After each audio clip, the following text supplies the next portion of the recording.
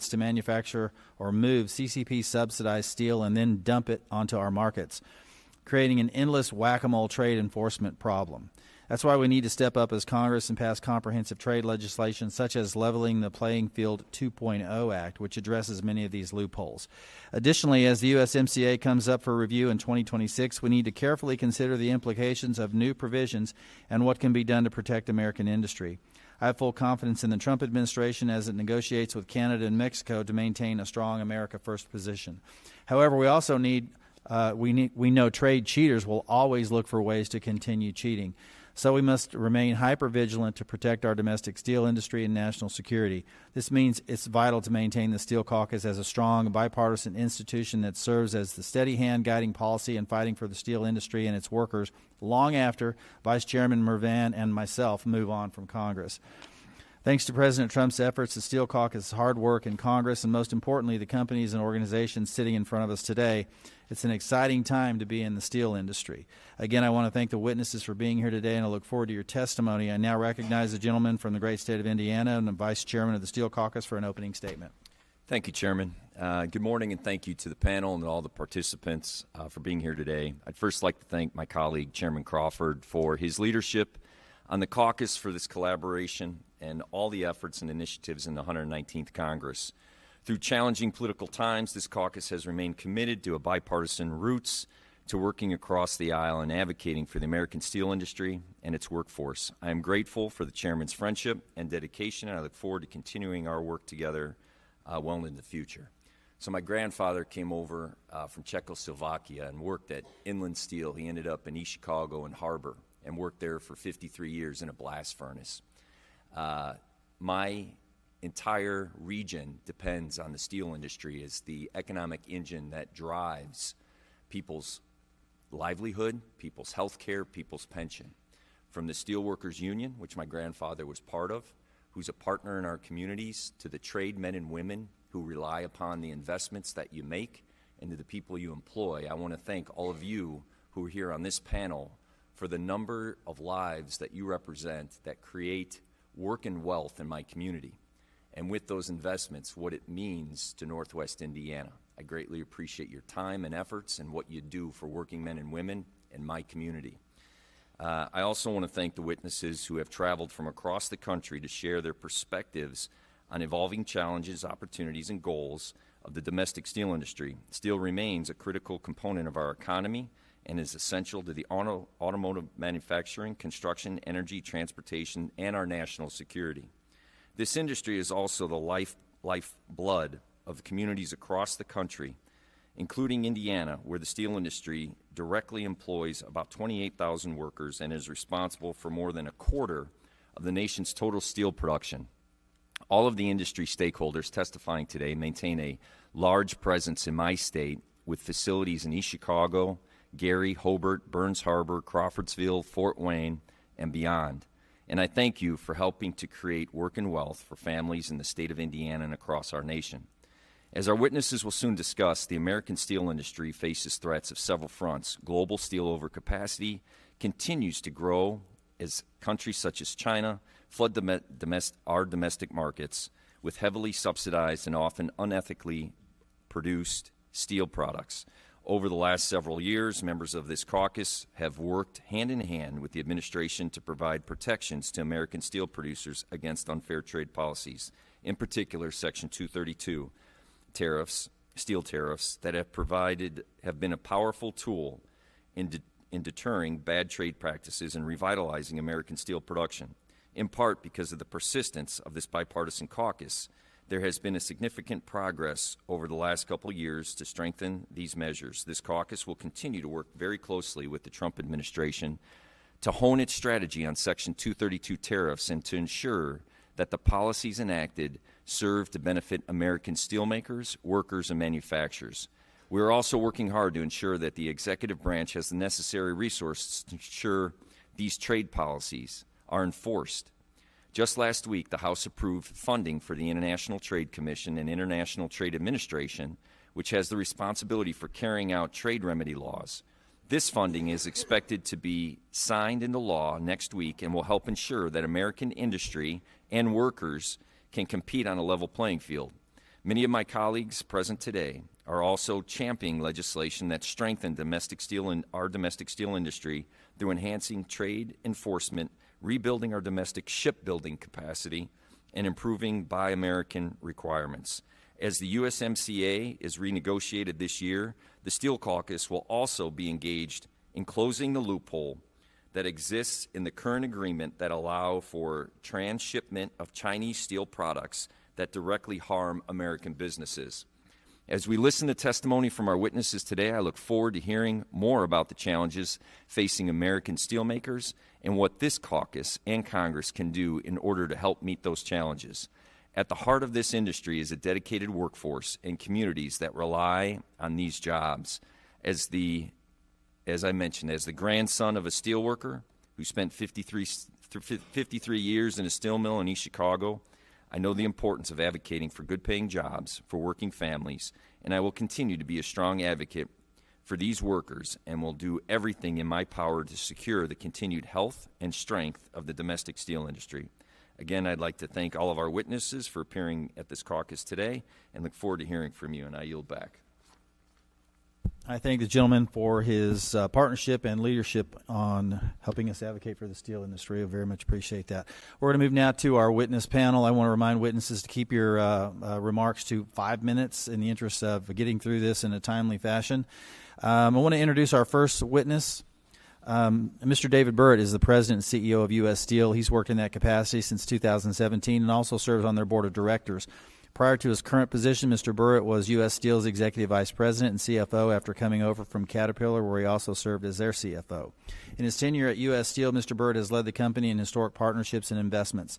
This includes acquiring Big River Steel, the construction of Big River Steel 2, and the commitment to invest $3 billion in the construction of a new reduced direct iron and grain-oriented electrical steel facility, all in my district. In addition, U.S. Steel has committed $3.1 billion in investments to its Gary Works plant by 2028, and has announced a new $1 billion hot strip mill at its Mon Valley Works Edgar Thompson plant. U.S. Steel is a historic American company that literally built this country, and next month it turns 125. So happy birthday to U.S. Steel, and Mr. Burritt, you are recognized for 5 minutes for your testimony. Chairman Crawford, Vice Chairman Mervan, and members of the Steel Caucus, thank you for welcoming me today. It's an honor to be here representing an American icon, U.S. Steel. Before we talk about projects or policy, I want to begin with something a bit deeper. I think you all know this. Strong nations make things, and when a nation stops making things, it starts depending upon others to decide its future. Steel is where independence begins. At U.S. Steel, we make steel that is mined, melted, and made in the USA. Everyone in this room understands the stakes. If you care about national security, economic security, and energy security, you must care about American steel. And a strong steel industry depends on strong leadership right here. The Steel Caucus has been steady through every cycle, every headwind, every test.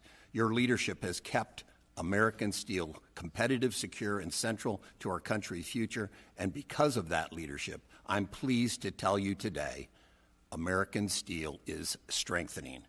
Demand is solid, reindustrialization is real, and across our footprint you can feel something powerful taking hold, a belief that America's manufacturing golden age isn't behind us, it's being rebuilt. Next month, U.S. Steel will celebrate its 125th anniversary. A company that helped build the modern United States is now helping build its future. Simply put, U.S. Steel is back, and you can see it across the country. In Pennsylvania, Mon Valley, we're advancing major upgrades, including a new hot strip mill, investments that secure thousands of family-sustaining jobs in communities that have powered American industry for generations. In Arkansas, Chairman Crawford, our Big River campus is thriving. Big River 2 is online and ramping up, and as you know, we're preparing to go even further with world-class DRI and the highest grade steels in the world. Thank you for your leadership. In Northwest Indiana, Vice Chairman Mervan, Gary Works is rising again with a major blast furnace reline and upgrades that strengthen one of the backgrounds of American manufacturing. In Illinois, at Granite City, we are restarting a blast furnace. Granite City has grit, it has heart. In Alabama, we're making critical investments to support our tubular business to bolster America's energy infrastructure. Minnesota's iron ore makes all of this possible, supporting steelmaking in both blast furnaces and EAFs. These investments all share one purpose: keeping American steel strong, competitive, and made at home. Recently, I spoke with a steel worker whose family has worked our mills for 3 generations. He told me, for the first time in a long time, my kids believe they can build their future right here. That belief, dignity, skill, opportunity, that's what these investments protect. As we build, we're also working proactively with environmental agencies in every level. We welcome strong standards, and we share the commitment to the responsible steelmaking, but we also know this: when approvals move efficiently, America moves efficiently. Jobs don't wait, communities don't wait, and national security does not wait. Fair trade enforcement remains absolutely essential. When American steelworkers compete on a level playing field, they win. When foreign producers dump subsidized steel into our markets, American workers pay the price. Tariffs work.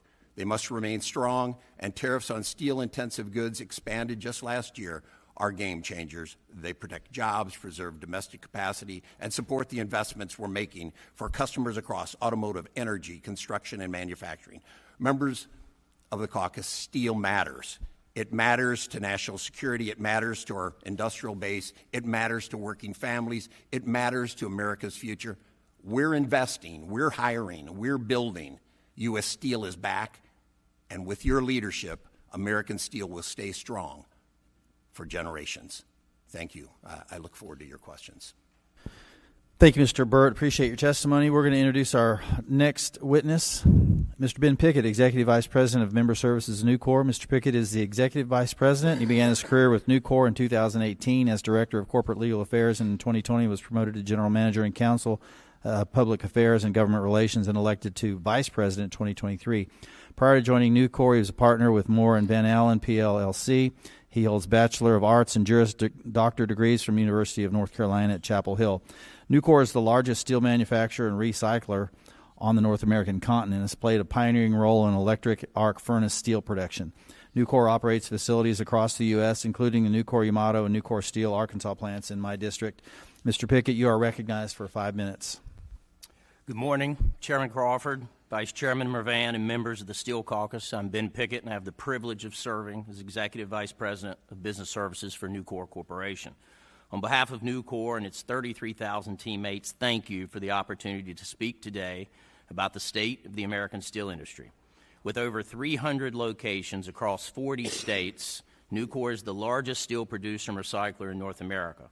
From national defense to oil and gas pipelines, the electricity grid, and critical inputs for our industrial base, American steel companies like Nucor are helping to build a dynamic and secure domestic economy and creating high-wage jobs for American workers. Common-sense trade policies like the Section 232 steel tariffs and strong enforcement of our trade laws have kept unfairly traded excess steel production at bay. This has created market stability and space for companies like Nucor to invest and grow our capabilities. Since 2017, Nucor has invested more than $20 billion in the American economy. We recently commissioned 2 new bar mill projects in Lexington, North Carolina, and Kingman, Arizona, and our new $4 billion sheet mill in West Virginia is on track to begin ramping up by the end of 2026. Along with the most advanced plate mill in the world in Brandenburg, Kentucky, and 3 new transmission tower production facilities in Alabama, Indiana, and Utah, just to name a few. These and other Nucor investments are creating thousands of family-supporting jobs across the United States. Safety is our #1 value, and we've accomplished all of these investments in America while achieving the safest years in the history of our company, lowering our injury and illness rate every year since 2017. With the right policies in place, we expect economic progress to continue, but this is no time for complacency. Our foreign competitors are intent on capturing U.S. market share at our expense. Global overcapacity, especially in China and its proxies, is once again increasing and remains an existential threat. The OECD projects that global steelmaking capacity will increase by 165 million metric tons by 2027, resulting in 721 million metric tons of overcapacity. If we let our guard down, these volumes will flood our market, undermine our investments, and harm our teammates and communities throughout America. Make no mistake, the American steel industry is already the most advanced in the world, and we have more than enough capacity to supply domestic demand without imports or foreign influence or foreign investment. As we look ahead, the caucus's continued leadership will be essential to reinforcing the policies that work and advancing improvements where they are needed. First, the Section 232 national security tariff should remain in place. These measures have enjoyed broad bipartisan support, and they are a vital defense as long as they remain robust and comprehensive. The President's decision last year to revoke exclusions and alternative arrangements, increase tariffs to 50%, and expand coverage to additional derivative articles was the right move. The caucus should vocally oppose any efforts to weaken these measures, whether through carve-outs for countries like Canada and Mexico or through gamesmanship like underreporting the value of steel and steel products. Notwithstanding the Section 232 measures, the U.S. trade laws remain our primary defense against dumped and subsidized imports. For decades, the trade remedy laws have allowed us to fight back against unfair trade. We continue to rely on these critical tools, most recently with cases against unfairly traded imports of corrosion-resistant steel and rebar. But these laws are long overdue for an update. The Level the Playing Field Act 2.0 would make important improvements to AD/CVD laws. We urge the caucus to support timely passage of this legislation and to guard against any changes to law or agency practice that might weaken AD/CVD enforcement. Finally, the United States will have a critical opportunity to strengthen the USMCA through the upcoming joint review process. We encourage USTR to pursue further improvements, including implementation of a melted and poured in North America requirement for all steel and steel-intensive products. Thank you again for the opportunity to be here today. We appreciate the Steel Caucus's leadership and partnership as we work together to strengthen American steel and the communities it supports. Thank you. Thank you, Mr. Pickett. Mr. Mervan. At this time, I'd like to introduce Lorenzo Gonsalves. He has been Chairman, President, and Chief Executive Officer of the Cleveland Cliffs since August of 2014, and also serves as Chairman of the American Iron and Steel Institute. At that time, he has led the company through major strategic initiatives, transforming Cleveland Cliffs into the largest flat-rolled steel company in North America. I will also note that Cleveland Cliffs operates 2 mills in northwest Indiana and employs thousands of steel workers in my district. Mr. Gonsalves has testified numerous times before the Steel Caucus, and it is my pleasure to welcome him today. Mr. Gonsalves. Thank you very much, Congressman Mervan. Good morning, Steel Caucus members. President Trump spent the first year of his second term laying the groundwork to rebuild manufacturing in the United States and undo the disastrous and decades-long experiment of globalization. Globalization has damaged the profitability of the domestic steel industry by forcing capable steel plants to shut down or to operate below capacity. While the American steel industry still operates below acceptable levels of capacity utilization, the trade actions implemented by President Trump's administrations are moving us in the right direction. Due to Section 232 steel tariffs, imports are down significantly, accounting for 16% of the market in October 2025. This 16% number represents a significant improvement over the 25 to 30% import penetration levels of the recent past.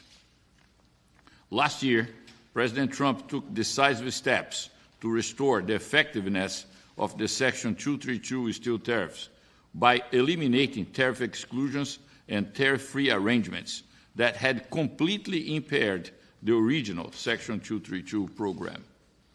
In June 2025, the President increased the Section 232 steel tariffs from 25% to 50%. This doubling of the tariffs was absolutely necessary to to reduce imports from countries that operate as steel dumping machines.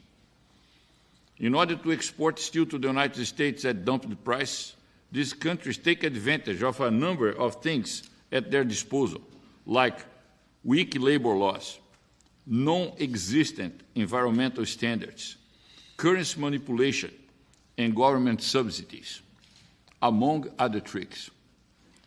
The group of bad players includes China, Brazil, Japan, Canada, Mexico, Vietnam, and several others. It's now up to steel consumers and end users to ensure that a resurgency of U.S. manufacturing takes hold. Currently, we still see far too much complacency by steel-consuming sectors who are slow to modify their supply chains and continue to seek exemptions in order to use steel that is not melted and poured in the United States. It's time to recognize the current volatility in global geopolitical dynamics. That's the new normal, even here, close to home in the Western Hemisphere. This volatility impacts the reliability of shipping routes and disrupts supply chains, meaning artificially cheap steel and all goods produced overseas are now at risk. Bringing their production to the United States resolves the problem. Consider that the USMCA is subject to review this year. The most damaging consequence of NAFTA and USMCA as successor is that these trade agreements facilitated companies to relocate plants and move jobs to Mexico and Canada, destroying the entire American manufacturing communities in the process. The Section 232 steel tariffs must be maintained and not weakened with any exclusions or country exceptions. That applies to Canada and Mexico. While Mexico is more visible and easier to identify as a problem, Canada is also very problematic. The Canadian government believes that Canada has a birthright to sell everything they produce into the United States. We know that very well because we own Stelco, the largest steel company in Canada. For the record, since we acquired Stelco in 2024, before President Trump was back in office, we blocked Stelco from selling steel into the U.S. market. I am glad that there is a good chance that the USMCA will not survive the 2026 review. We need manufacturing in the United States, not in Canada, not in Mexico. One final point I would like to emphasize, 2025 proved that Section 232 steel tariffs are not inflationary. After almost 1 year of steel tariffs in place, no sector can honestly claim that the sales prices of their products to consumers increased because of the price they pay for steel. Thank you very much for your leadership. I appreciate the opportunity. I'll be more than happy to answer questions that you may have. Thank you, sir. Mr. Mervan. At this time, again, thank you, Lorenzo. Now it is my pleasure to introduce my friend, Director Michael Millsap, who began his career with the United Steelworkers in Gary, Indiana. Throughout his career with the USW, Director Millsap has made an enduring impact in fighting for fairness, safety, and better treatment for steelworkers and families in Northwest Indiana and across the country. He has served as the District Director for Indiana, Illinois, and Wisconsin since 2014 and has spent more than 50 years in this industry. I'm grateful for Director Millsap, the United Steelworkers, to have a seat at this table. He is an individual that fights for and believes in the steel industry and for the families that do the work. And it is my pleasure and honor to have Director Millsap with us today. Director. Thank you. Good morning, Steel Caucus Chairman Crawford and Vice Chairman Mervan and the members of the caucus. My name is Michael Millsap. I'm a second-generation steelworker, and my career started at Republic Steel in 1973. I have been a member of the USW going on 53 years now. I advanced in the union to be the USW District 7 Director, which covers the states of Indiana, Illinois, and Wisconsin. In my current role, I chair several bargaining committees for the union. But important to this caucus is that I'm the chairman of the Basic Steel Industry Committee. I am the chairman at the U.S. Steel Bargaining Committee and secretary of the union's bargaining committee for Cleveland Cliffs. These two companies will go into bargaining this year in 2026, kicking off a process that has occurred for 88 years now, where we will negotiate agreements that will employ tens of thousands and pump billions of dollars into the local economies across the country. One of our real concerns in this round of bargaining is going to be investment into our facilities to provide job security for our members and their families. As a leader in the steel industry, I can tell you that workers across the country are recognizing the benefits of joining the USW.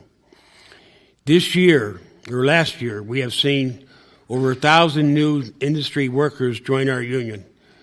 The workers at the Independent Steelworkers Alliance at Liberty Steel voted to merge with the USW just a few months ago. And several hundred workers at JSW Steel in Mingo Junction, Ohio, also voted to join the USW. These workers are independents, Republicans, and Democrats, and they are ready to work together to make their workplaces safer, to have a voice on the job, and to make steel our country needs to drive the future. They know bargaining together with the USW will do better for them better than them going alone. And that is my message to the committee today. All of this, despite our differences in approach, must come together and strike a bargain that will ensure a strong domestic steel industry and reward American workers. Other witnesses at this caucus hearing can run through the challenges that the domestic industry is facing. The OECD highlights that excess capacity is projected to rise to 720 metric tons by 2027. To give that perspective, the U.S. produced around 83 million tons of steel last year.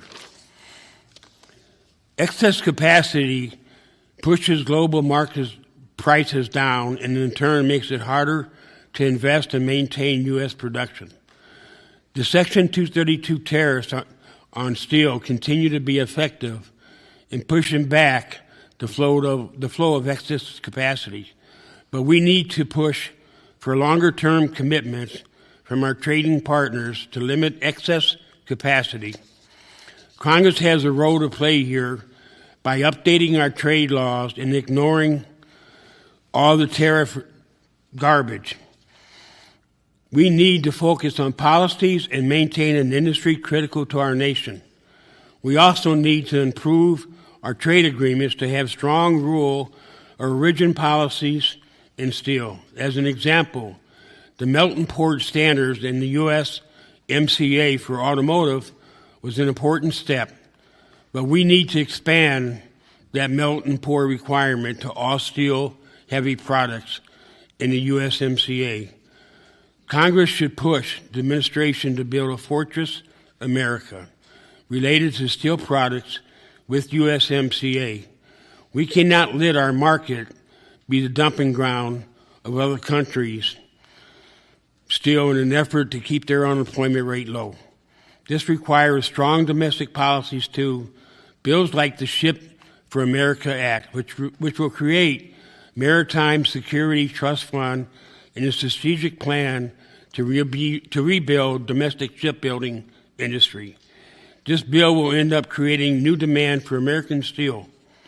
We need to maintain and build Buy American policies, and we need to grow into markets and replace steel made in People's Republic of China and U.S.-made steel. We want to work with the caucus on balancing the scales to make it easier for steelworkers to fight for their jobs, to invest in our communities, and create the next generation of high-paying manufacturing jobs. This requires a mix of actions by Congress, investing in our plants and making it easier for workers to get a first contract when they join a union, and improving our trade laws to defend against unfair trade practices. Our union is going to organize steelworkers across the country, fight for fair contracts for our members, and we will defend the American steel industry from anyone who seeks to close our plants or make our country less secure. Thank you for the opportunity to testify today. Thank you, sir.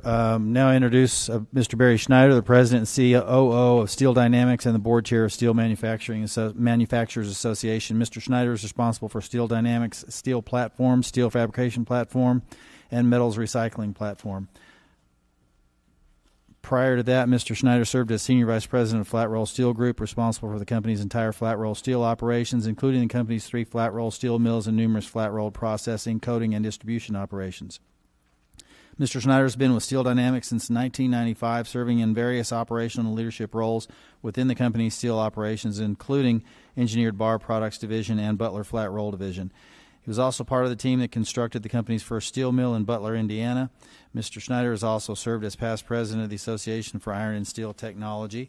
Steel Dynamics is one of the largest steel producers in the United States and a leader in electric arc furnace production. Today, Mr. Schneider will be testifying on behalf of the Steel Manufacturers Association, which represents the electric arc furnace industry and is the largest steel trade association in the U.S. Mr. Schneider, you're recognized for 5 minutes. Good morning, Chairman Crawford, Vice Chairman Mervan, and distinguished members of the Congressional Steel Caucus. Thank you for the opportunity to appear before you to discuss the state of the steel industry. My name is Barry Schneider, and I am the President and COO of Steel Dynamics. In addition to my role at SDI, I have the privilege of serving as Board Chair of the Steel Manufacturers Association. The SMA represents the electric arc furnace steel industry, which accounts for more than 70% of American steel production. Due to strong government actions, such as strengthening the Section 232 tariffs, right-sizing regulations, and passing significant tax reforms, the American steel industry is well positioned. However, many of the issues that have caused job losses and economic harm in the past are still lingering. China continues to dump massive steel overcapacity globally, distorting steel markets. Interest rates remain too high, permitting inefficiencies persist, and workforce shortages continue to impact manufacturing.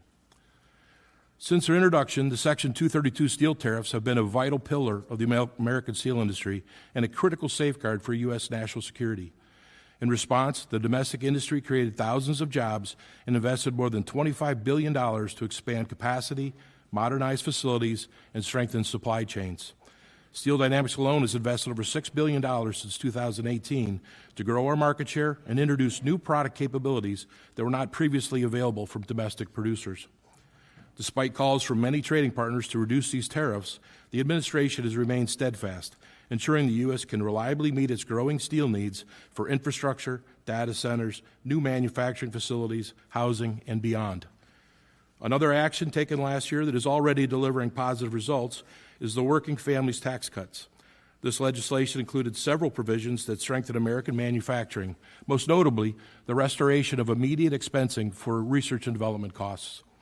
By renewing and permanently restoring immediate expensing for R&D, the tax cuts ensure that American steelmakers can continue to invest in innovation and maintain our technological leadership at a moment when that edge is more important than ever. A strengthened USMCA could play a pivotal role in advancing the American steel industry. Achieving this will require targeted improvements, including requiring that all steel and steel-intensive products be melted and poured in North America to qualify for USMCA preferential treatment. We must also ensure that Canada and Mexico match the United States' efforts to confront the global market distortions that continue to undermine steel fair trade. While the 232 steel tariffs protect against dumping of unfairly made imports onto our shores, China produces far more steel than it can ever use, putting steelworkers everywhere at risk. We will need to work globally to ensure that other countries' measures match our own, which will improve global markets for steel. Also, recruiting and retaining workers continues to be a top issue. Our position as a global manufacturing powerhouse will always be dependent on the ability to find, train, and retain good people. There are two items in particular which Congress has before it that would invigorate the steel industry and domestic manufacturing. First, the Leveling the Playing Field Act 2.0 was designed to give our government appropriate tools to protect American workers and adequately address the evolving threat China poses to domestic production.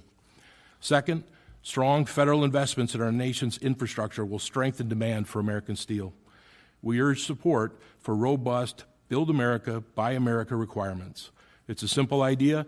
If we're rebuilding America, we should do it with American steel and American workers. Thank you for holding this important hearing today. We greatly appreciate how the Steel Caucus is constantly looking for ways to deliver for American steelworkers. Our industry is in a good place today, but we cannot become complacent. Moving swiftly on Leveling the Playing Field 2.0 will provide the government with the tools to fight unfairly traded products from flooding our shores.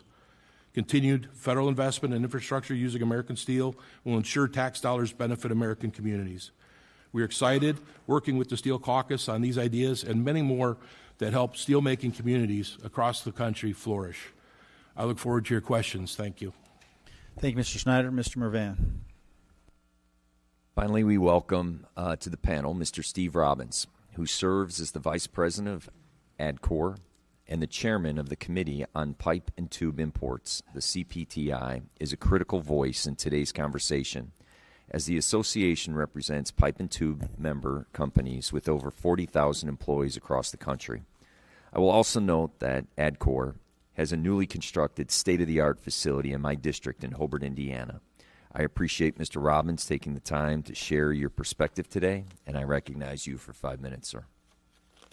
Good morning, Chairman Crawford, Vice Chairman Mervan, and distinguished members of the Congressional Steel Caucus. Thank you for inviting me to testify this morning. My name is Steve Robbins. I'm the Vice President, Strategic Sourcing of ADCOR, one of the nation's leading electrical, security, and infrastructure producers.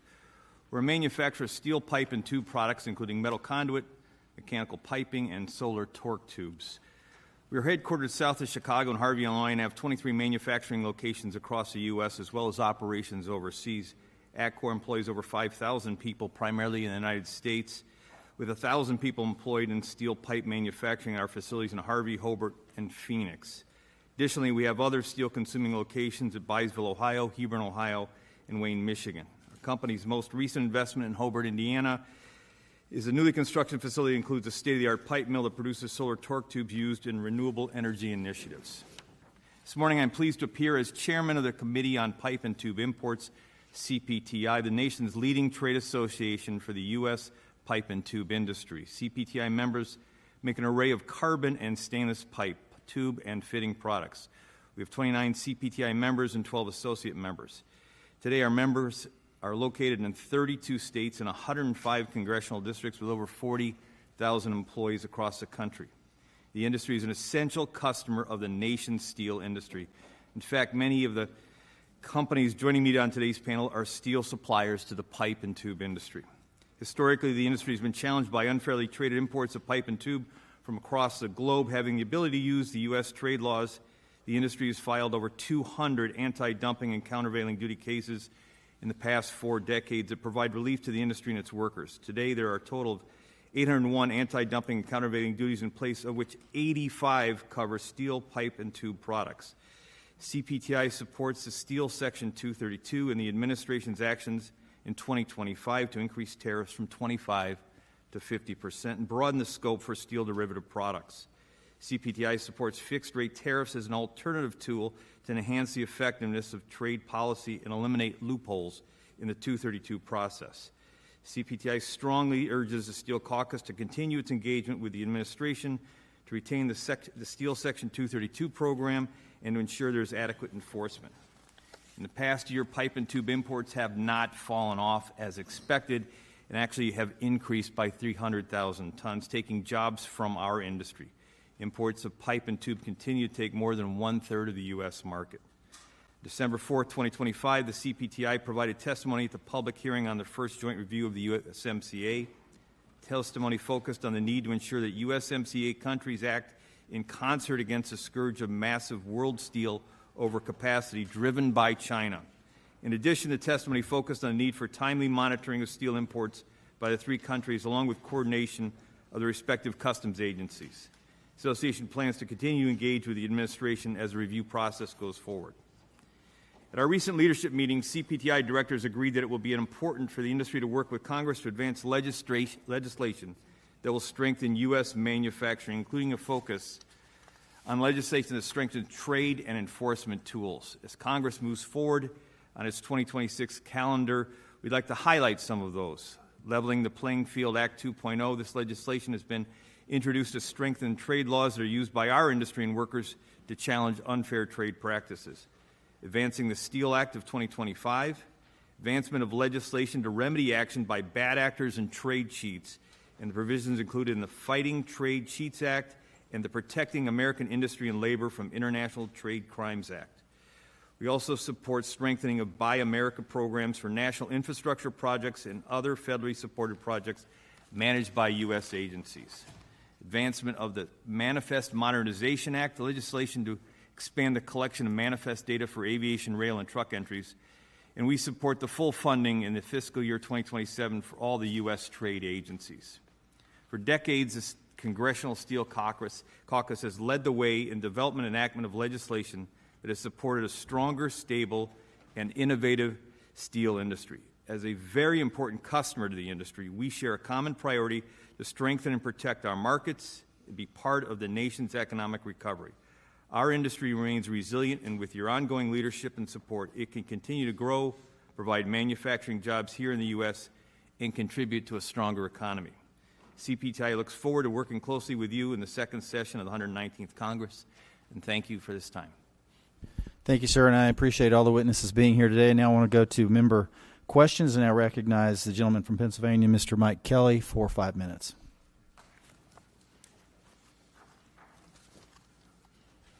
Yeah, good morning, everybody. Thanks for coming to see us. One of the things that I think that gets lost in the shuffle, we have a lot of legislation. We have things that get put into law. The problem is the enforcement. And when I see what's happened to our steel industry and the market share that we've lost to unfair competition globally, what the hell are we doing?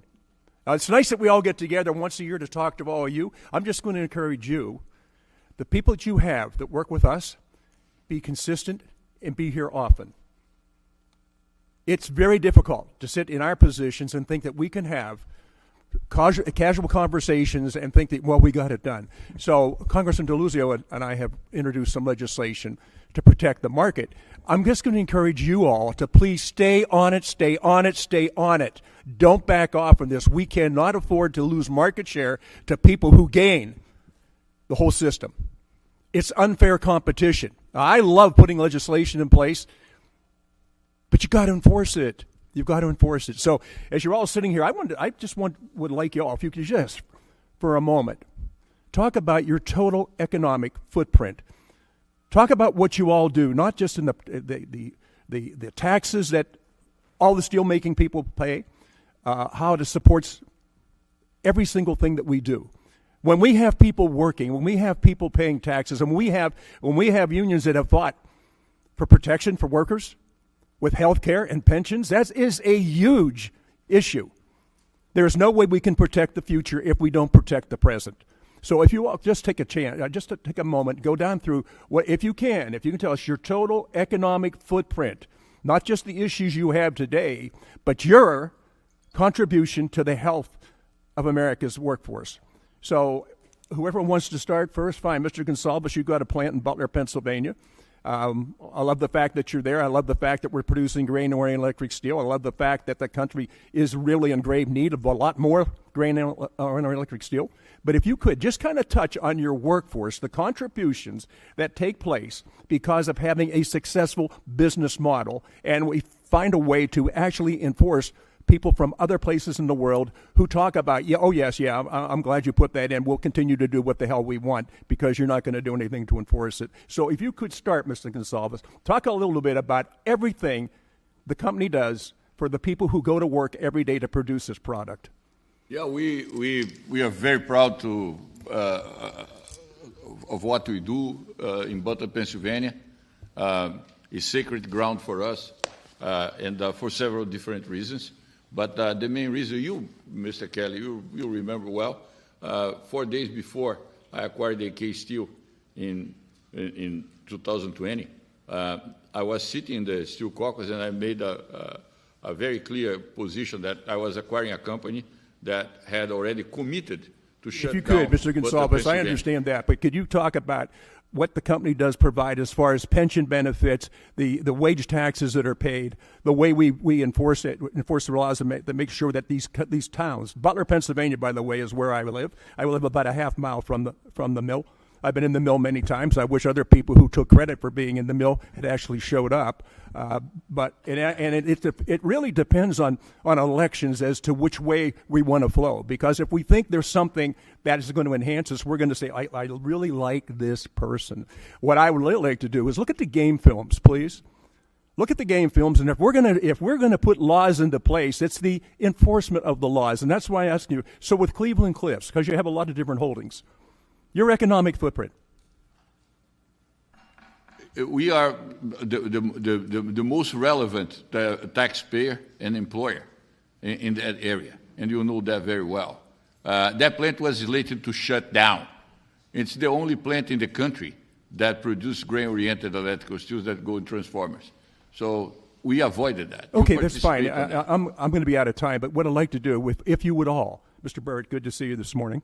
I would like if you could get back to us of what it is that you provide that stabilizes the American economy and the American workforce. Our unions work hard every single day to produce a product that we're getting gamed from other places in the world to overproduce and to completely destroy the market. So my time's up. I appreciate you being here today, but if we can, you've got people who can get back to me. They haven't talked to me in over a year, but I'd like them to start talking to me about what it is, and if you can all just explain what you do to make America safe, what you do to make sure that when people retire, they're actually not going to have to depend on young taxpayers to support them, but you're going to have things in place, policies in place that make it easier for them to retire, and much, much easier, as we know from our steel workers.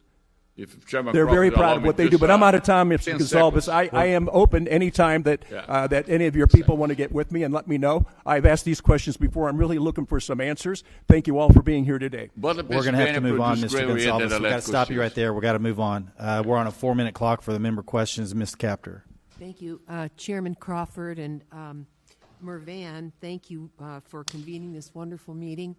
I'm from the state of Ohio, as some of you know, and last fall I had a chance to go up to the Sulak. I've paid a lot of attention to that in my career.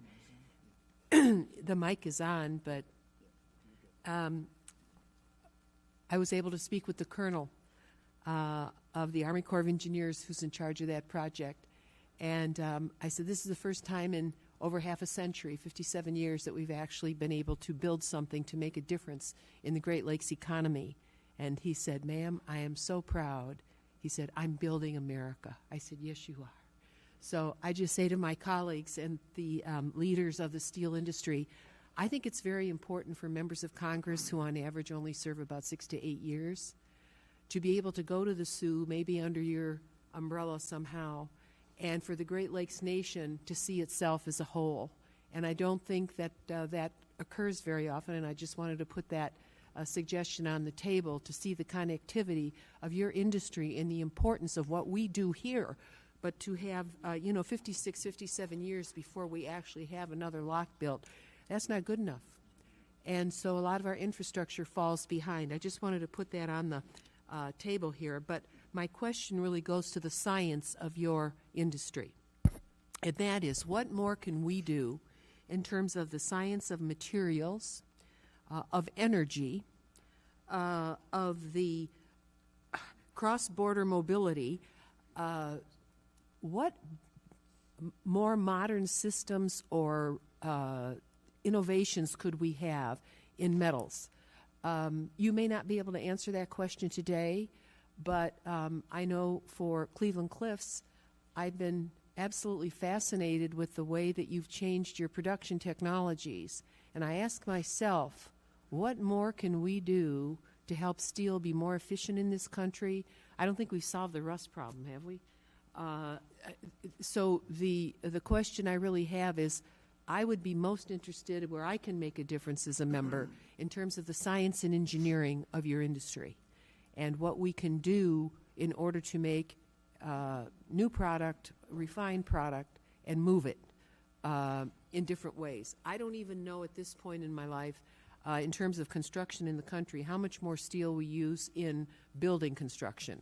Maybe there's something more we can do there too, and I think the amount is increasing, but the science and engineering of your industry I'm extremely interested in. So if anyone wants to comment, I'd be very grateful.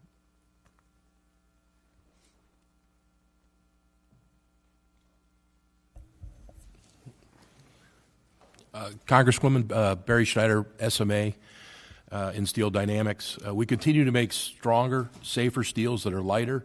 It impacts the auto industry. Higher strength steels impact the entire construction industry, whether it's rebar going in the concrete or whether it's the structural beams. We continue to innovate new, safer designs for construction and designs that are easier to construct in the field to make advantage of building fast and building safely. So steel continues to be innovative, and we continue to develop a lot of products across all the SMA member companies and our industry as a whole. I happen to represent companies that process beryllium, copper, different types of metals. So just know that there are members of Congress that care about the science of your industry and the engineering of your industry. Thank you. Gentleman yields. Mr. Davidson. Yeah, thank you, Chairman. Thanks for all the Steel Caucus members, and thanks for all of you who've come to give us testimony, are building great things here in America, and are representing workers who are out there doing it day in and day out safely with great productivity. So prior to coming to Congress, I owned manufacturing companies, including metal stamping and plastic injection molding, die and mold making. And so purchased a fair bit of product, but in my niche, we didn't have leverage with you guys as the suppliers or with our customers, so you really had to execute well. I don't want to put words in anyone's mouth, but I know one of the things that you can do to make steel better in the United States is make it easier to mine in the United States, and so I'm glad President Trump and his administration is doing that. And one of the things you need to mine to make steel is coal. So we could keep the war on coal ended, and we could mine that. And we can get coke to make steel. We can generate electricity, which is harder to do under previous regulatory frameworks. And we can get permitting so we can get the investment done. All those things are underway under this administration. I'm excited about it, but I am concerned because we're not passing enough laws. We've passed a fair number of these things through the House. I think we've passed something about NEPA about every week, but it never seems to get across the finish line in the Senate. So I just, you guys are invested in a lot of states, and I'd love to see leverage on the Senate to get them to move this across the finish line so we don't see ping-pongs like that. And we saw some of that, in other ways, with Cleveland Cliffs, great Ohio company, bought another great Ohio company with AK Steel, which is in Middletown. In Hillbilly Elegy, the Vice President Vance spoke eloquently about what was called Armco Steel back then, where he and his family and the community of Middletown benefited greatly from that presence there, and people in Middletown are still benefiting from that. And so, Mr. Gonçalves, I would just like to highlight that plant, and there's been some developments there. What's that look like? And then also for Mr. Millsap, what's the labor negotiation like there, and how's that look for the future in Ohio? And we're open for business all over the state, but we're particularly open in the 8th District. Thank you very much, Congressman, and I'm very happy to tell you that we are going to modernize Middletown. That's already a very modern plant as of today, the largest producer of automotive steels in the country to support and supply the automotive industry. The same way I was explaining to Congressman Kelly that Butler Works is the single company in this country that produces steel for transformers, called grain-oriented electrical steels. We have the technology, Congresswoman Captor. We are technologically extremely up to date in terms of what happens in the entire world. So we're not behind anything. What we need to do and what we need from Congress, as these things are continuing to happen, modernization of plants continue to happen, is to understand that we sell steel to markets, to end users that need to produce right here in the United States and not go across the board to Mexico or across the board to Canada or import steel that's not melted and poured in the United States to be just processed here. It's a system that's very complex. Congressman is mentioning mining. He's absolutely right. It all starts in Minnesota and in the Upper Peninsula in Michigan when we mine iron ore, in West Virginia where we mine coal, and that's how it works. It's a complex system. We need your support in a comprehensive way through the entire supply chain, from mining to poured to melted and cast and then used and manufactured in the United States. Thank you. So our relationship with Cleveland-Cliffs and the plants in Ohio is good. And so we are expecting to have a good negotiations in being able to reach a labor agreement that is fair to both sides and protects our pensions and increases the pensions for our retirees and try to make sure we protect their health care. Thank you both. Really appreciate the presence. Thank you. Gentleman's time has expired. Ms. Houlihan. Thank you very much for organizing this to the caucus, the leaders and chairs. My question is largely for Mr. Gonsalves. Thank you very much for being here today. It's a pleasure to see you here in Washington, and it's lovely always to see you in my district as well. As you might recall, sir, I am an engineer, so I think a lot about how things are systemic and how they work, not just in theory, but of course in practice as well.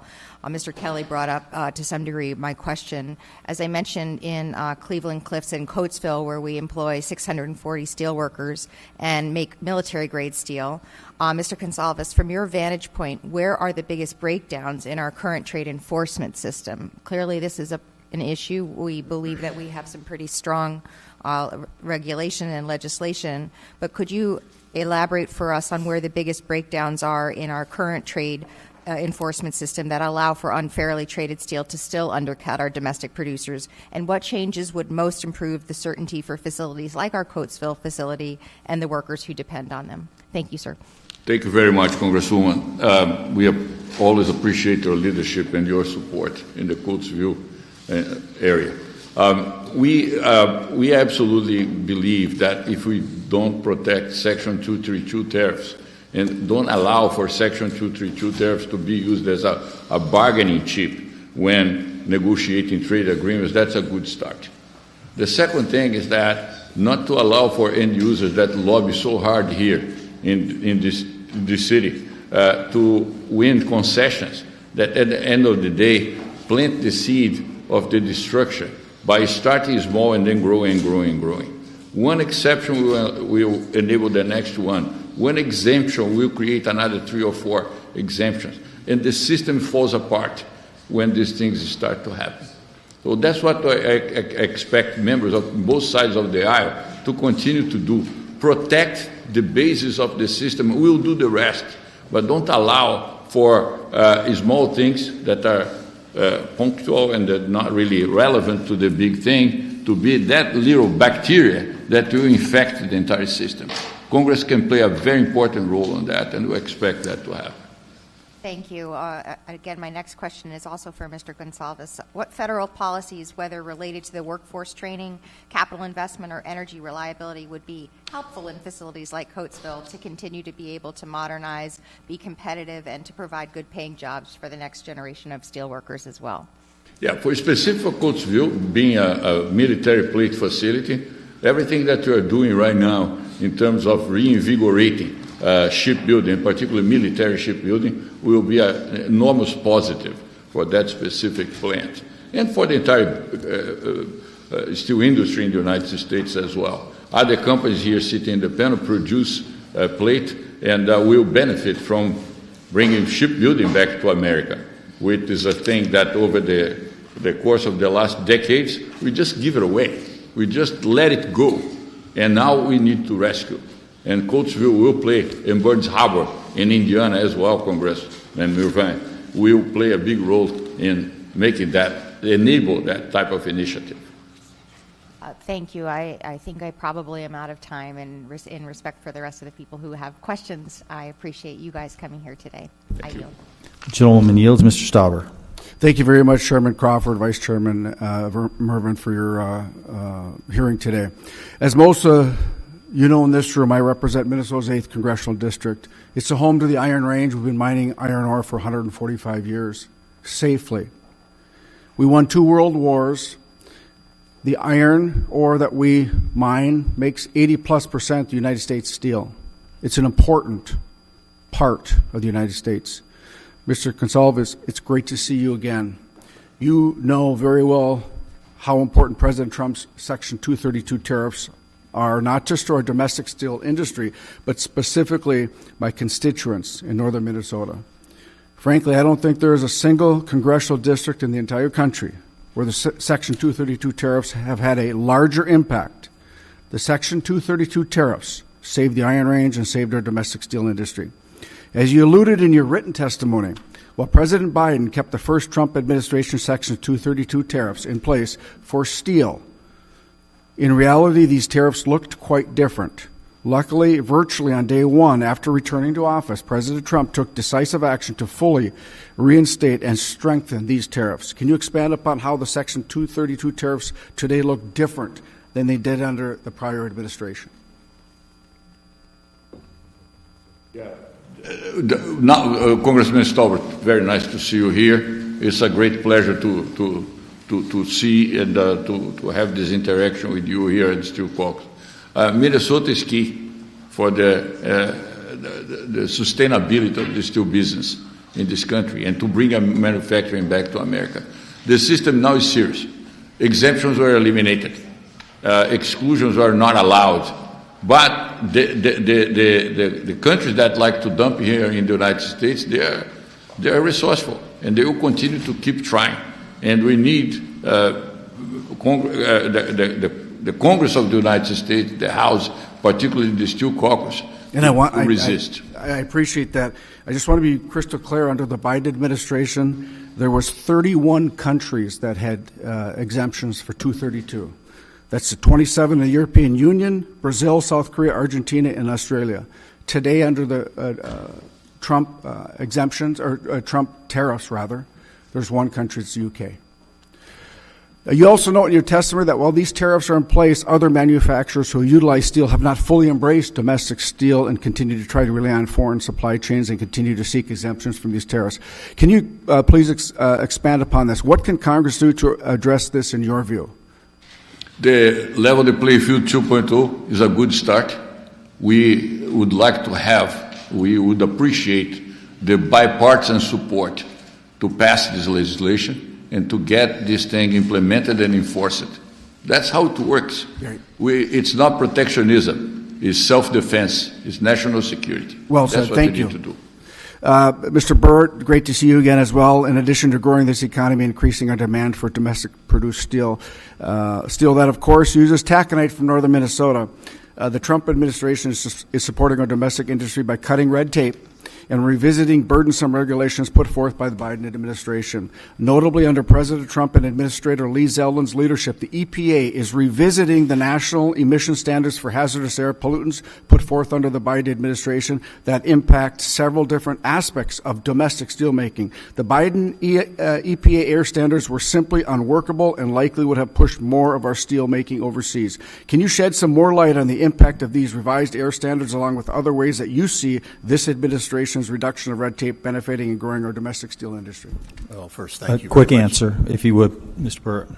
Yeah, thank you very much for your advocacy for the steel industry. You've been absolutely awesome. I'd say this about this, that the prior EPA rules were in many ways not technologically achievable. You just couldn't do it. And in some ways, not even justified by science. So this fresh look at what's possible and what's impossible really means a lot. So we have an opportunity to actually take a closer look and see what we can do. Along the same lines, as we're doing massive investments, we appreciate any help that we can get relative to the permitting process to expedite those things. We do our best, our very best, to be great citizens and making sure that we fully comply with the environmental laws and regulations. So the Trump administration and with your advocacy has been really remarkable. We're really delighted with this last change that was made so that we have time to do compliance and protect the jobs and the workers that are there. Thank you very much. Shillman yields. Ms. Budzinski. Thank you. Good morning to everyone. Thank you to Chairman Crawford and Vice Chairman Mervan for holding this hearing, and thank you again to the witnesses for providing testimony. For over 125 years, the steelworkers of Granite City have been the backbone of American infrastructure. But for too long, these families have lived under a cloud of uncertainty, bouncing between idled blast furnaces and temporary restarts. Recently, through tireless advocacy by the United Steelworkers in Granite City, they secured a key victory: relighting a blast furnace at Granite City Works, bringing back hundreds of jobs at this facility. However, we cannot settle for short-term fixes. U.S. Steel has yet to commit to operations beyond mid-2027. Today, we have an important and unique opportunity to work together, policymakers, labor, and business alike, to find a workable, sustainable path forward to ensure the economic security of the Granite City facility for years to come. Our goal is not just to keep the lights on until 2027. It is to ensure that Granite City is a part of the next generation of American manufacturing. So I have a few questions. My first, good morning, Director Millsap. Would like to ask you, how has the on-again and off-again status of the blast furnaces at Granite City affected the ability of your members to plan for their families' futures and the local economy of Granite City? Yeah, so thank you for the question. Obviously, it's very stressful for them trying to figure out how they're going to survive for the long term. So most of the time, the members are saving as much money as possible because they know at some point that blast furnace is probably going to get idled again, which I think in the last 10 years it's been idled 2 or 3 times. The other problem that it creates is like now, it takes about 400 employees to run the blast furnace. We only had about 18 employees left on layoff because people severed, took their pensions, and went and found employment other places. So we lose a lot of the skilled employees that you need. And we bargained an agreement with U.S. Steel, gave some relief under the contract on training and using contractors in order to get the blast furnace up and running. But you also have employees that went to like Alton Steel in Granite City. They're now leaving Alton Steel and going back to U.S. Steel. And then Alton Steel has a problem with getting employees.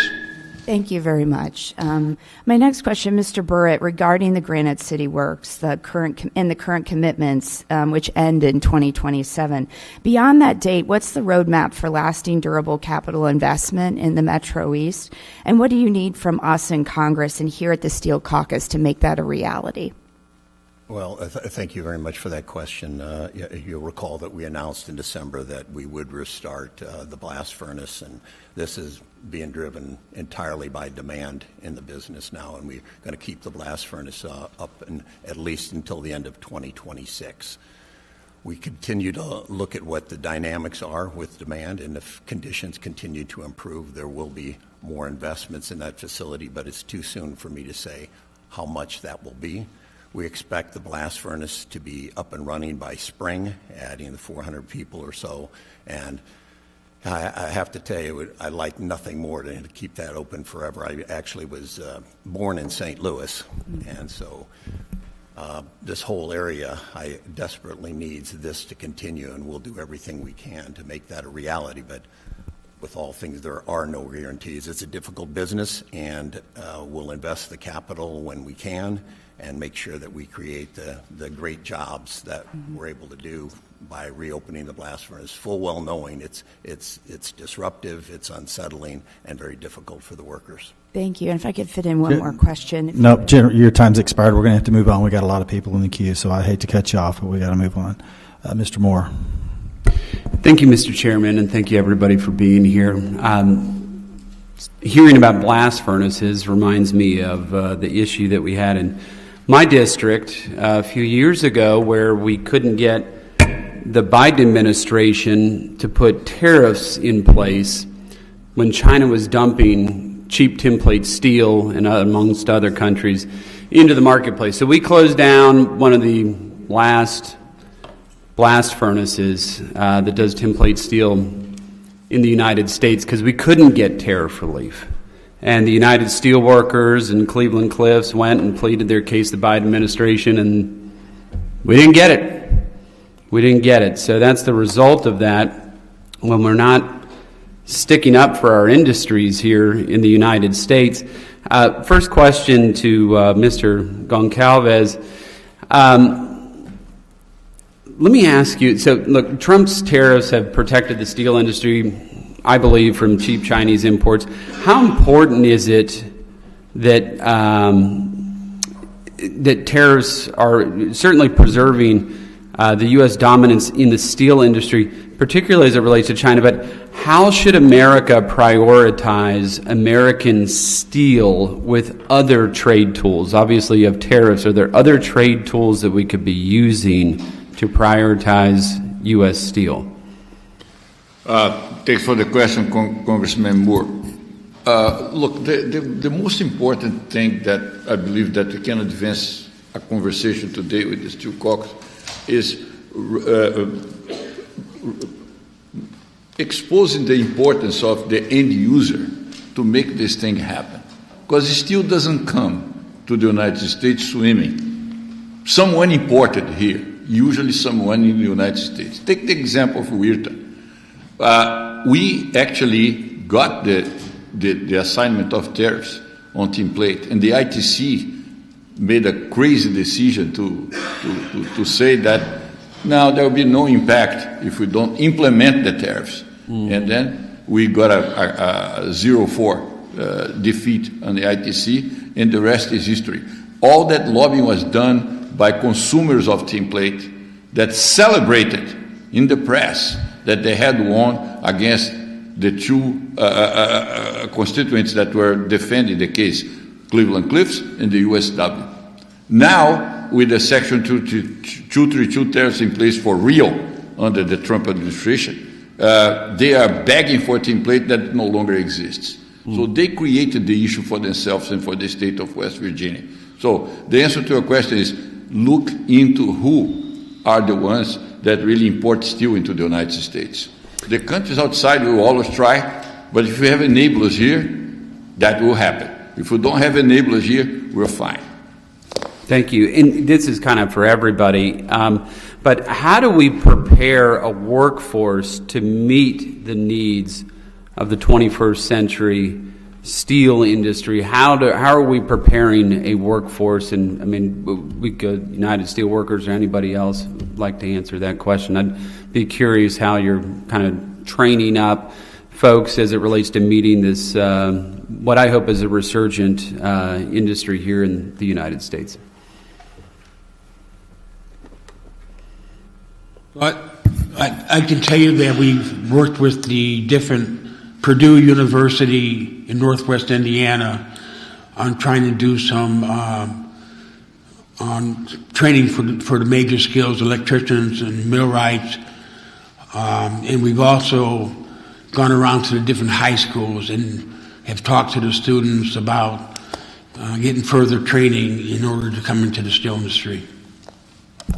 Gentleman's time's expired. Thank you. Mr. Davis. Thanks, Mr. Chair and Vice Chair, and to all who are representing the industry today. Thank you so much. My question is, and I want to go back to the shipbuilding capacity. Obviously, we're so far behind, And I believe it's important that we are very intentional of our path forward, but you can't do it without strengthening the industrial base. Nucor still, I know there are plenty of opportunities. We're glad to have you in the district when we think about steel plates and so forth. My question is, and this I'm going to direct to Mr. Pickett, thank you for being here. When we look at where we need to go, what steps beyond the legislative priorities that's been identified could Congress take? And then my question is, how close do you believe, moving consistent with the legislative priorities, that it would help strengthen the industrial base, especially when we, talk about upstream suppliers like domestic steel? Sure. Well, Congressman, first, thank you so much for the question. Thank you for all you do for Nucor. Thank you for what you do with honor, the Four Country Caucus. I know we both have a mutual friend in Rob Arcott and that team that does just incredible things for our veterans and our military folks, so thank you for that. So a few things here, right? And of course, you bring up Hertford County, North Carolina, which is one of the most advanced plate mills in the United States. It goes into Humvees, warships, carriers, the list goes on, a lot of defense applications, as well as the construction industry. We have the capacity, right? Capacity is not the issue, right? It's demand. Demand's the issue, and specifically to shipbuilding, right? We can make the plate that's needed. We make it every day. There are others on this panel that make it. The incentives are what's needed. So beyond just Level the Playing Field Act 2.0, a few various things that you already heard a good bit about today on the panel, is incentivizing shipyards, right? Incentivizing ports, incentivizing the actual construction of the vessels, right? That's what we need. Again, that's what will create the demand for us. We have plenty of capacity. We have plenty of ability to make exactly what those shipbuilders need. We just need the actual orders. Thank you so much. Mr. Chair, I'm going to defer my time to Ms. Lozinski for her last question. Gentlewoman's recognized. Thank you, Mr. Burritt. I had one more question regarding SunCoke. They've presented a plan to U.S. Steel that would usher in more robust operations in Granite City Works to allow the facility to take on granulated pig iron production. Can I just ask, is U.S. Steel considering a more permanent structural alignment with the SunCoke facility to streamline that pig iron transition and secure the long-term footprint of Granite City Works? I'll have to take a closer look at that. I have not looked at that recently, but I will take a closer look. Okay, thank you. Gentlewoman yields. Ms. Miller. Thank you so much. And I want to thank all of you for being here today for this important event. I'm also glad that the administration and my colleagues in Congress are recognizing the importance of our domestic steel industry. Steel is vital for bolstering our national security by reducing dependence on the other nations and creating thousands of good-paying jobs. I can't emphasize enough the importance that has played in revitalizing my district. I married my West Virginian in 1973. That was the year that the number of members of Congress was reduced from 5 to 4 because of the previous census. I moved into a charming small town. I came from Columbus, Ohio. Huntington had 85,000 people in it. Today there are 47. That's such an example of what bad policy can do to our people, our states, and our jobs. And so many people had to leave our state so they could feed their families. They went elsewhere. I mean, even today, when the Biden administration closed the pipeline on the West Coast, 300 West Virginians had to come home because they'd lost their jobs. So I'm very, very sensitive to this. The Cleveland Cliffs mine in my district produces 2.3 million tons of coke and pulverized coal injections and employs approximately 400 important workers. Nucor, thank you. Nucor is constructing a $4 billion facility in my district, and it will produce 3 million tons of sheet steel annually and create over 800 jobs. The town of Point Pleasant, that whole area of Mason County, it's amazing the feeling that we have watching things coming and growing along the Ohio River. I can't tell you how personally I take this. As a member of the Trade Subcommittee on Ways and Means, I understand the importance of implementing policies that both protect our domestic steel production and increase exports from other nations. Mr. Gonzalez, many of President Trump's priorities related to reshoring American manufacturing, stopping unfair trade, and addressing steel overcapacity by taking real policy actions are top steel industry issues that you have talked about for years. How is Cleveland-Cliffs positioned to take advantage of these policies and to help the administration deliver on a manufacturing renaissance? Thank you very much for the question, Congresswoman, and I fully understand your point of view, and we are on the same page on that. Keep in mind what happened in West Virginia and Ohio and Pennsylvania and in Illinois and Indiana was made in USA. We allowed those imports to come in. Society was complacent in saving pennies and losing dollars. Yes. And we continue to do that. If you don't pay attention, it will happen again. The Trump administration is putting a stop on this, but it's the job of, in my opinion, the job of Congress to not allowing the deterioration of the process by allowing small things to become big things. West Virginia was at the heart of our ability to produce energy in this country. We gave it away.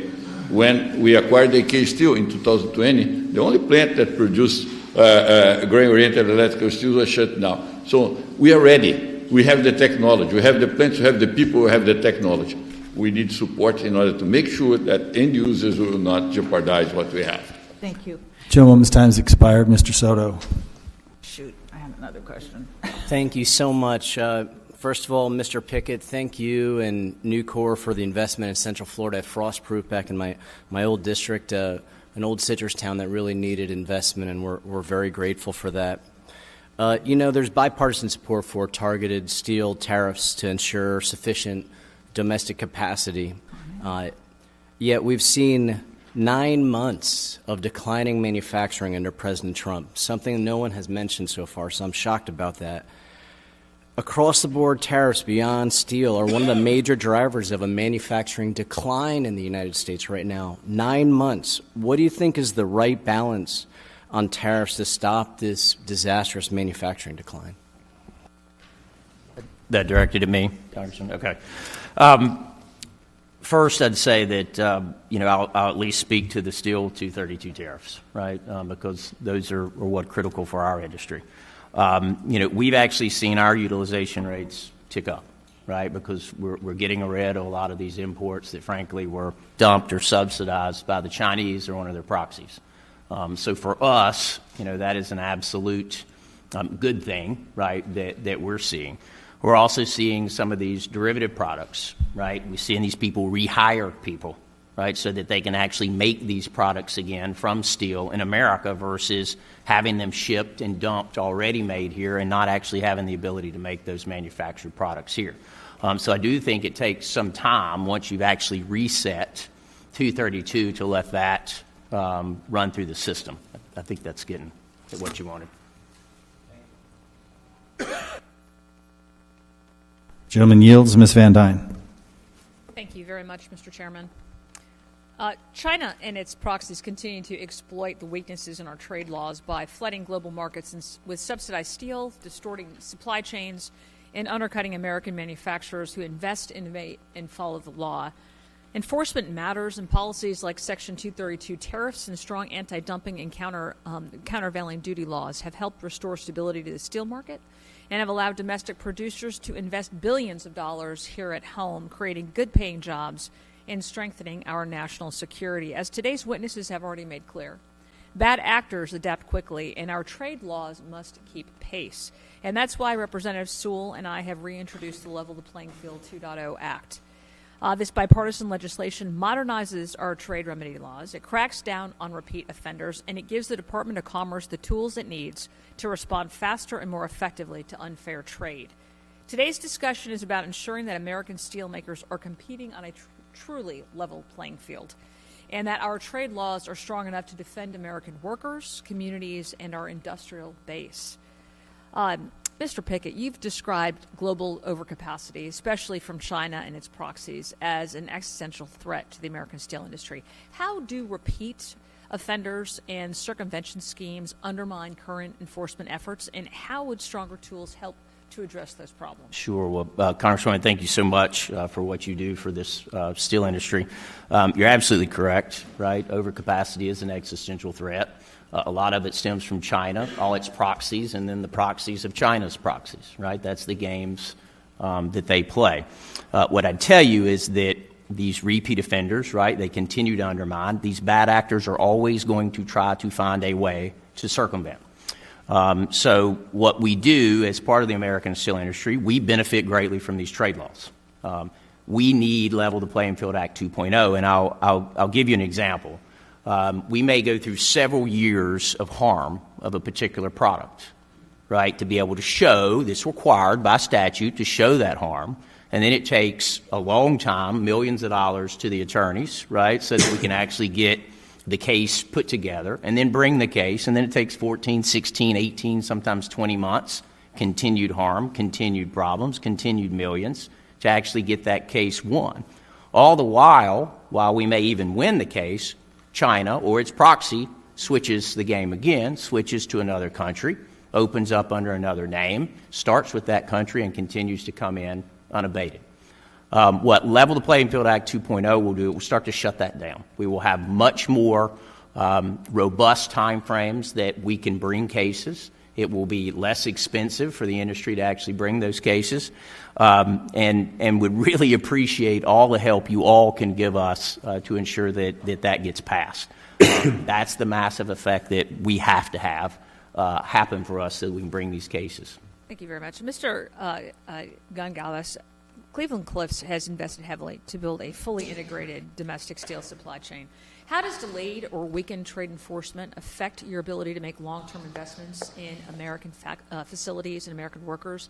And how would stronger, more predictable tools like those in the Leveling the Playing Field 2.0 support those decisions?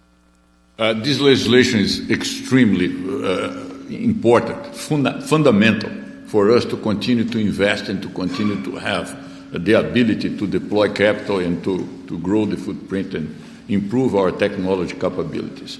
So our technological capabilities are at par with everywhere in the world, at the very least, in some places better than what they have outside. I would like to go back to what Ben just mentioned in terms of this rotation of exporters. What never rotates is the importer.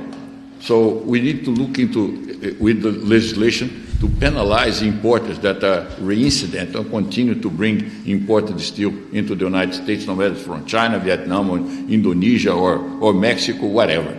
This is the part that we're missing, and that's what we need. Thank you very much. I yield back. Gentleman yields. Mr. Alford. Thank you, Chairman Crawford, and thank you all for being here today. I want to thank you for your continued work in supplying high-quality steel for military bases in particular. As many of you know, Missouri's 4th Congressional District is home to Fort Leonard Wood and Whiteman Air Force Base. Strong domestic steel supply chain is crucial to the military installations, as well as for the farmers in my district. We have 87,000 farms in the great state of Missouri, second only to Texas in number. Mr. Pickett, I want to start with you because you have a very vital installation in Sedalia in our district, and I've visited Nucor there. I'm so impressed with the workers, their attitude, their passion, and giving back to the community. The Nucor Pavilion there at the Sedalia State Fair. We had the Ag Committee there for a Farm Bill listening session, and it's great that you guys are so involved in our community. I also greatly appreciate your role in supplying high-quality American steel. As a member of the House Appropriations Subcommittee on National Security and Related Programs, I'm focused on ensuring our industrial base is resilient and secure. I understand that rebar imports from Mexico surged after Mexico was exempted from Section 232 measures, with imports reportedly more than 1,100% higher in 24 than during the 2015 to 27 pre-tariff period. Are you still seeing challenges, sir, related to Mexican rebar imports, and what impacts are those having on domestic producers? Yeah, first off, Congressman, beautiful place out there with that mill, so I always enjoy getting out there anytime I can, so thank you for joining us out there. So what I would say is that we've had quite a number of persistent bad actors, right, and that also exists from Mexico as well, and you're correct. I'd actually say that figure, since Mexico was let out prior to President Trump reinstituting those on Mexico, rebar had surged almost 1,200%, right? I mean, this is ungodly amounts that they were able to do, and frankly, generally in long products, pipe and tube, wire rod, rebar, and now even structural steel, right? They have built mills, and the sole focus is not to serve the Mexican market. It is to serve the U.S. market, or attempt to serve the U.S. market, and put customers of ours and steel companies out of business. And that continues somewhat, although I will tell you that with President Trump's reinstituting of the 232 tariffs and keeping Canada and Mexico subject to those has greatly cut down on what's coming across our southern border in that regard, and northern border. China continues to overproduce steel and aluminum and route it through third countries, undermining U.S. producers. Despite U.S. International Trade Commission's continued affirmation of anti-dumping and countervailing duty orders, significant concerns remain about enforcement and circumvention. How can the Department of Commerce more effectively prohibit these trade violations? Yeah. Well, first off, the Commerce, I'd say the Commerce Department needs additional resources as well. An incredible team that you've got at the Commerce Department, the Enforcement and Compliance divisions, but they're strained, to be blunt.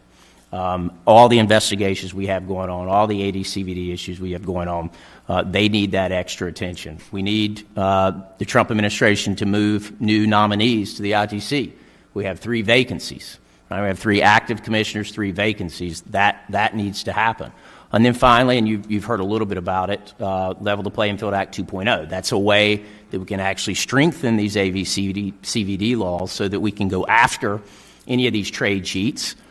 Primary example in that bill, for 2 seconds, is that we're finally going to institute, if that would get passed, things on cross-border subsidies. That didn't exist in 2015 when the original law was passed. It really not that much. Now we need those provisions because China is setting up shops in all these different countries, and that's not getting counted through our AD/CVD laws. So we need 45 seconds left. No, I'm sorry, but you don't. Oh, we're at 4 minutes? Yeah, we're at 4 minutes. I'm sorry. Yeah, sorry about that, Mr. Turner.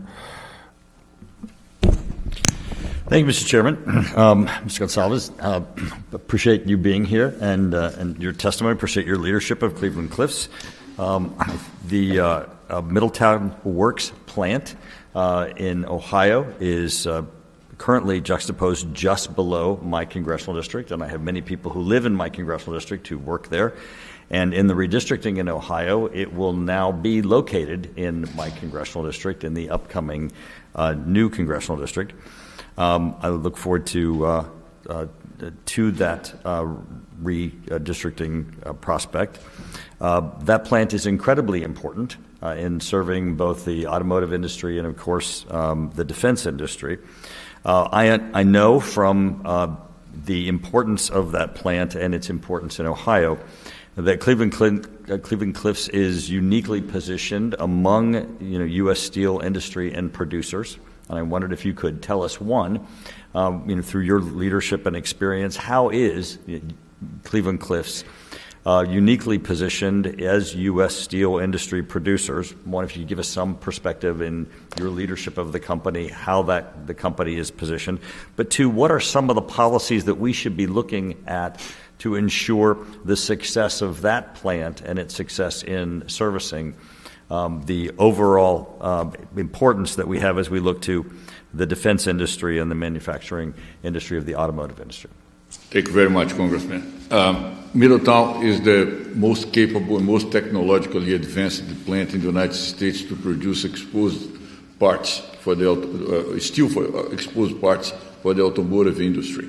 So one thing that would clearly facilitate and improve the stability of Middletown into the future is understanding that automotive plants that are built in Mexico and auto parts plants that are built in Canada are not employing any Americans.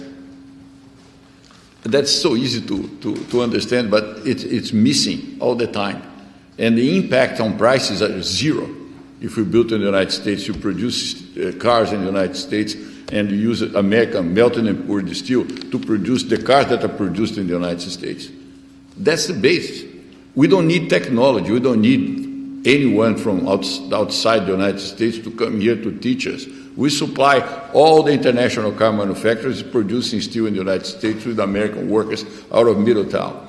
Also in Middletown, Ohio, is the most advanced and technologically capable research and development center, particularly specialized in automotive steels and grain-oriented electrical steels for transformers. So there in Middletown, employing Americans. So we will invest, we'll continue to invest, we'll continue to deploy a lot of capital, and there's a huge plan for Middletown involving the revamp of the blast furnaces and the implementation of a cogeneration facility that will produce electricity out of the site, and this will happen. But as long as Congress enables laws that will kind of force the steel-consuming industries to buy melted and poured steel in America and produce their product in the United States, not in Mexico, not in Canada, not abroad. Mr. Chairman, that was a great answer. Thank you. You bet. Gentleman yields. Mr. Rowley. Thank you, Chairman. And I want to thank Mr. Turner, too. The Cleveland Cliffs impact on the Buckeye State is beyond anything you can imagine. It actually affects my constituents, too. So with that being said, Mr. Gonsalves, the Cleveland Cliffs has a very good relationship with the United States Steelworkers. What are the benefits of maintaining a cooperative and a collaborative partnership with labor? We rely on our workforce. We are proud of our relationship with the USW, particularly in the state of Indiana, where we have almost 10,000 employees. We are the largest in the state of Indiana. And with other unions, the UAW. We are the largest UAW represented company outside of automotive, and with the IAM, which represents the workers in Middletown. So we cooperate with our workforce. We're partners. We work together, and we're very proud of that. The importance is that when we work together, 1 + 1 is 5, not 2. As simple as that. And Mike Vilsap is here. Probably you'd like to hear from him as well. If I can ask you to talk. Please. Now, our relationship with Cleveland Cliffs is good, right? And they take care of their workers. They provide as safe as possible. We work on safety issues constantly and trying to make sure that the workplace is safe for our members. That makes me so happy. Being part of the populist movement, when you look at towns like Buffalo and Pittsburgh and Cleveland, Youngstown, Akron, Canton, all these different, Detroit, this was the grid of America. This was the middle class of America. And this has been rotted away. And it's partnerships like this could actually save the middle class. And without that, the republic will die. Having said that, more domestic production means more jobs for American workers. How are President Trump's action on steel tariffs helping to reduce the penetration of the global steel overcapacity in the U.S. markets? I think that the most relevant thing that the Trump administration has already implemented and continues to work on is to keep the Section 232 tariffs going down to derivative products. Because just protecting steel doesn't do much if the consumers are not also under the same rules of engagement. So you can't allow for end users to be importers. We still have one of the best sellers of General Motors, the Chevy Track, being produced in South Korea. That's ridiculous. That's absurd. That's obscene. We can do it here in the United States. And I'm giving you a very clear example of how Congress can act in a way that protects the business instead of just being on the repetitive good words, but not really very effective. Let's see the big picture. Let's see the entire supply chain going downstream. Let's see why we allow that to happen, and let's stop it. And then we're going to have Indiana back, we're going to have Ohio back, we're going to have Illinois back, and keep going. The Midwest will be back, and the middle class in the United States will be back to where it belongs. My grandparents were all born in Italy, and what better way to celebrate our 250th birthday with that? That's patriotic when you reinvest in the middle-class Joe Bag of Donuts worker. Thank you. And with that, I yield my time. Gentleman yields. Mr. Mervan. Thank you. Mr. Brouette, very quickly, two things that I'd like to expand upon. The realigning of the blast furnace of number 14 in Gary Works, that commitment, and what that means to you and the future of the steelmaking industry within my district. And then secondly, there is a clause within the Nippon U.S. Steel deal of the force majeure. And within that force majeure, usually it is war, pandemic, strike, but also tied to that is lockouts, which you control. One of the concerns that the unions have is that that lockout, while you go into negotiations, can be utilized as leverage against the union negotiations going forward, that lockout clause, majeure, can pause or be a reason to stop that investment. Can you expand upon that, or just kind of talk about that concern and also the investment that you have of the $300 million and what that will do for the economy and the future of steelworks? Okay, well, thank you for that. And I was not aware of that clause or what you're talking about. What I will say this is, we'll adhere to the National Security Agreement. It's legally binding, and we intend to spend all the $10.8 billion through 2028 as required by the National Security Agreement. So we have already moved forward with the project at the blast furnace, which, as you well know, that would have been shut down, that would have been closed without the additional investment coming our way, without the direct foreign investment. That facility, that blast furnace, would no longer exist. So because of this investment, this means a lot to the workers, this means a lot to the community, and this means a lot to U.S. Steel and, I would say, American Steel as well. So, because of time, making you aware of that clause of the lockout within the commitment, what are your thoughts, knowing that the lockout, which you control, exists for those? Are you making a commitment that that will not be something that will be used for leverage when negotiations start on that capital improvement plan? We're fully committed to following the National Security Agreement as written, and we can commit to that. Okay. Thank you very much for addressing that. And again, thank you for the advancement within the community of what you are doing and then infrastructure and what that means to the steelworkers, what that means to Gary, Indiana, and to the commitment. And I thank you for your leadership. And to be honest and forthcoming, I was very apprehensive about the deal, but the commitments that you came out with in December of 2025 for that investment, it's my job to make sure, not only do we make sure that there's trade policies that protect the steel industry, but hold those commitments and accountable for my community. So I will look forward to working with you in the future for those types of things. Thank you so much for that. We're all about moving forward. Yes, sir. The future's bright. And I want to be an advocate and a partner with you, as we move forward. Thank you very much. And then from ADCOR, Mr. Robbins, I want to talk to you about from your testimony very quickly from CPTI supported the fixed rate tariffs and the 232 processes. If you can just go into and give me more about 30 seconds of how important it is to protect your industry and how tariffs, tariff protection, enforcement, all of those things from dumping steel. The industry is, steel pipe and tube industry consumes 10 to 15% of the steel industry's output. It's critical that we have a fair place to play, and protecting and monitoring trade is important, and making sure that we identify the trade sheets and hold them accountable so that we can compete on a more level playing field. We think that there's still opportunities to modify your customs entry, and we think an option is the fixed rate tariff in order to protect the industry. It's more specifically in ADCOR. We're a very large conduit producer. During the surge in the last administration, we lost 10 points of market share. We are working diligently to claw that back. And if we can just get more trade enforcement, the more conduit we can sell as we electrify this country, the more we buy from the steel industry. And in closing, I again want to thank all of you and the importance, not only the steel workers and the manufacturing, and I want to make a commitment that the caucus is co-chair and for my district to make sure that we protect the livelihoods and our national security through the steel industry, and I thank all of you very much. Gentlemen, yields. We're close to wrapping up, but I'm going to squeeze Mr. Joyce in and recognize you for 4 minutes. Very kind, Mr. Chairman. I certainly appreciate the opportunity to be here. Appreciate all you gentlemen being here and ladies.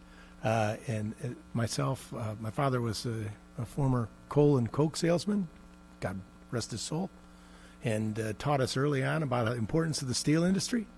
And we used to get up there at no matter what I was doing in those summer nights that at 5:30 in the morning you get that hand in your chest. Don't you have somewhere to be? Yeah, do Pop. Where?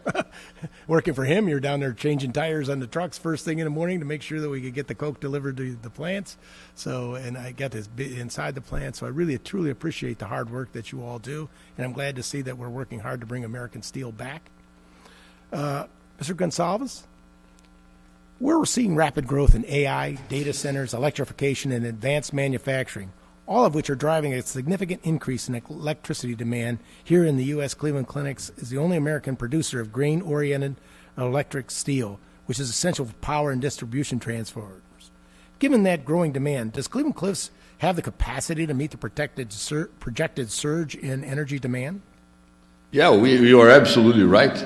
We do have the ability to produce and sell more grain-oriented electrical steels because we need to beef up our capabilities in terms of moving electricity from point A to point B, and that we need transformers. For that, we need grain-oriented electrical steels.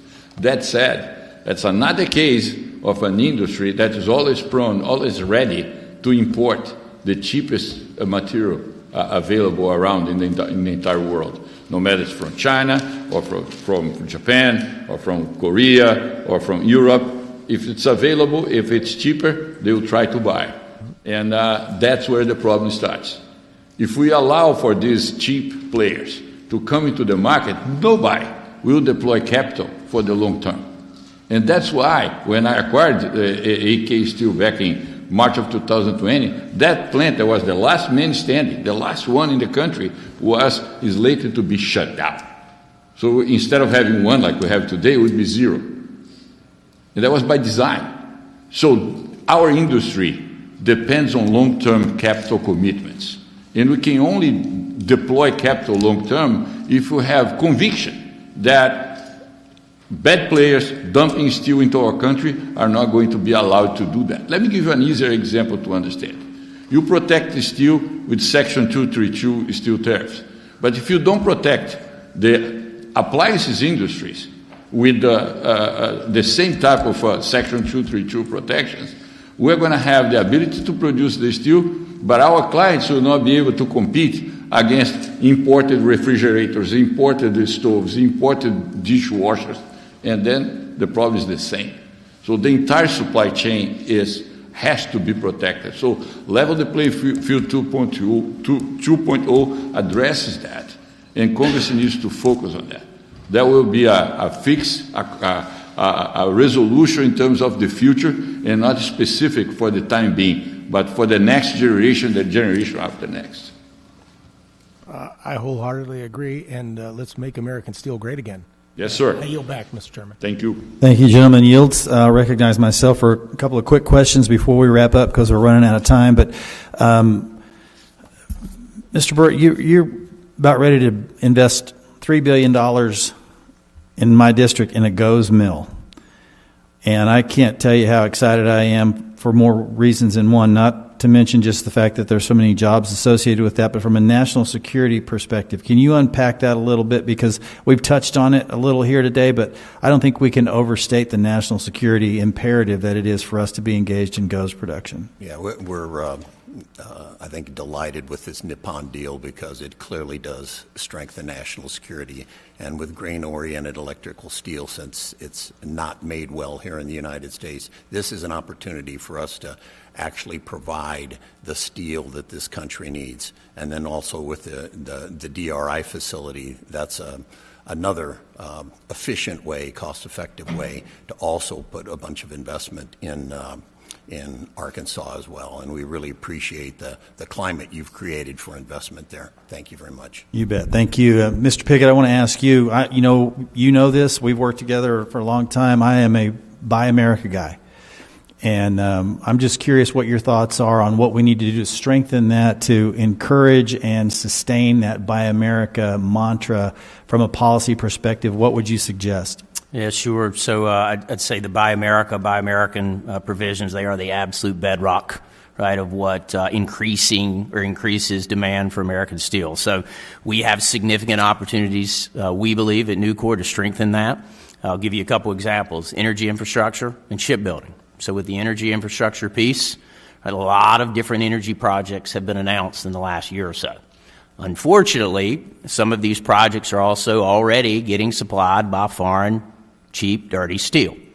That has to stop. I think there'll be a lot of significant federal investment coming in a lot of these energy infrastructure pieces, and that can be done with American-made steel. The other piece is the shipbuilding. We've talked a little bit about it today.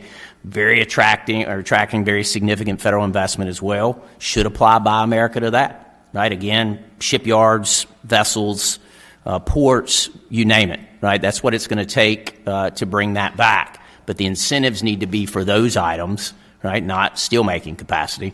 And then we need to apply Buy American to it so that it's built with American-made steel. Thank you. I appreciate you all being here today. Mr. Mervan, do you have any final comments? Again, I just want to thank you for the hundreds of thousands of people that you impact their economy. And in the back, I have a friend who, the American dream, right? We came from a steel town. He was an engineer from a local community college. Now he owns a transformer company that works in the mills in Northwest Indiana and provides for 60 families.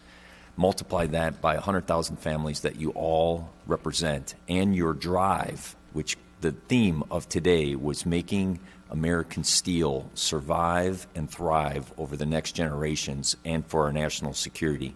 I appreciate your commitment to those families and to our nation, and look forward to advocating for the steel industry and the steel workers with you every single day. Thank you. And again, I want to thank all of y'all for participating in today's forum. Thank you especially to the witnesses who took time out of their very busy schedules to be with us today. I hope everyone here today will use the Congressional Steel Caucus as a resource as we move forward together to advocate for the steel industry. American-made steel has been the backbone of this country for over 100 years, and I look forward to the work ahead to ensure it continues to thrive. And I look forward to seeing all of you at the next State of the Steel. With that, we are adjourned.